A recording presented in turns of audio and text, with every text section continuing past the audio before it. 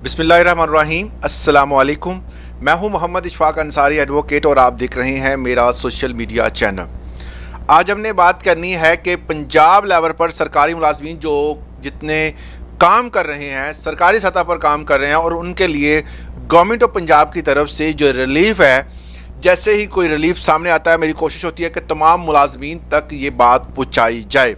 अब हुकूमत पंजाब की तरफ से फाइनेंस डिवीजन का एक अहम नोटिफिकेशन था जो कि आज से तकरीबन चंद साल पहले हुकूमत ने निकाला था, और उस पर हुकूमत ने एक रिलीफ दिया था। आमतौर पर इस रिलीफ के बारे में बहुत सारे दोस्त अहबाब जो हैं वो जानते हैं, मगर कुछ दोस्तों को पता नहीं है कि कौन सी बीमारी, कौन सा इलाज, या अल्लाह ना करे किसी को कोई ऐसा सीरियस इशू होता है तो उसको पता होना चाहिए कि क्या गवर्नमेंट इसमें कंपनसेट करती है। गवर्नमेंट जो है वो इस हवाले से क्या आपको उस रकम के बदले जो आपकी खर्च हुई है कि क्या उसका जो है वो आपको बिल देती है या नहीं देती है, वो कौन सी बीमारियां हैं, और फाइनेंस डिवीजन का जो नोटिफिकेशन था वो किस हद तक जो है वो आपके लिए मुफीद साबित हो सकता है।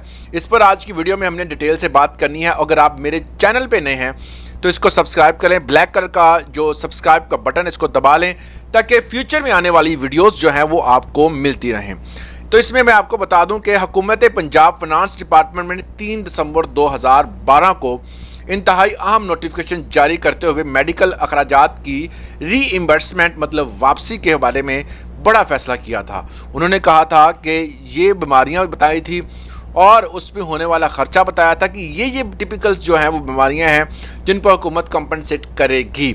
इसी नोटिफिकेशन के तहत सरकारी मुलाजमीन की बैरूनी इलाज मतलब आउटडोर ट्रीटमेंट, अगर आप गवर्नमेंट की जगह जो है वो बनाए हुए अदारों में नहीं जाते या किसी भी अदारे में जाते हैं तो वहाँ पर अगर आपका ट्रीटमेंट होता है तो उसके मेडिकल बिल क्लेम कर सकते हैं। प्राइवेट अदारे किसी भी डॉक्टर पर आप जाते हैं तो उसका क्लेम हो सकता है। कैसे?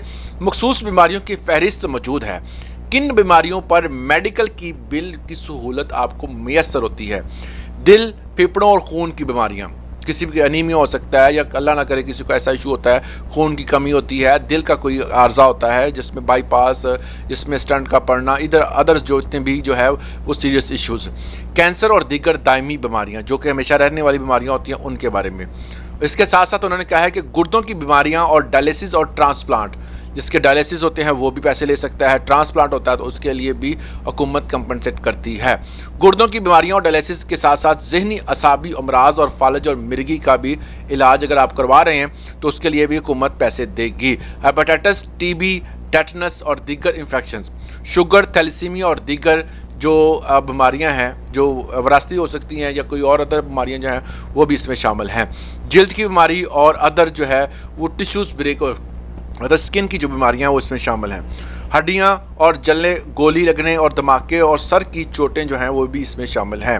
इवन के सीटी स्कैन जो होता है वो भी, और डिलीवरी के जितने भी चार्जेस हैं, और जो केयर टेकर जो है रखा होता है किसी ने अगर घर में तो उसके लिए भी जो है। इसके अलावा ENT के जितने भी मामलात हैं, और सो कार्डियोजेनिक शॉक जो है वो, स्ट्रोक, इलेक्ट्रोलाइट डिस्क ऑर्डर्स, और मतलब ये है कि इसके अलावा कमर की हड्डियों का इलाज, बच्चों और मजदूर अफराद का इलाज, और दांतों के इलाज के खर्चात भी इसमें शामिल हैं। ये वो तमाम बीमारियां हैं जिसका इलाज अगर आप करवाते हैं तो आप पंजाब के एम्प्लॉय हैं तो आपको हुकूमत जो है वो इसके खर्चात बर्दाश्त करती है, वो आपको इसका पे आउट करती है। इसी तरह की मज़ीद ऐसी इन्फॉर्मेटिव वीडियोज़ के लिए हमारे चैनल को सब्सक्राइब लाजमी करें। अल्लाह हाफिज़।